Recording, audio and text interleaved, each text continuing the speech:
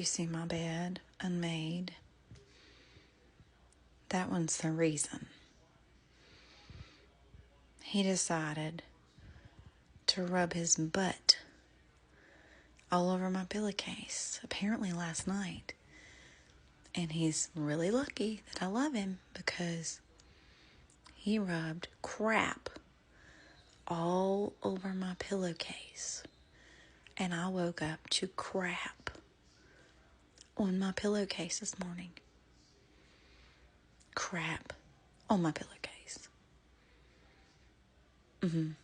And then he had poop still stuck in his butt. Guess who had to pull it out?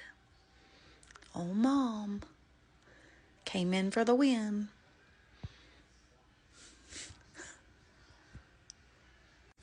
Nobody saw the big turd hanging out the back.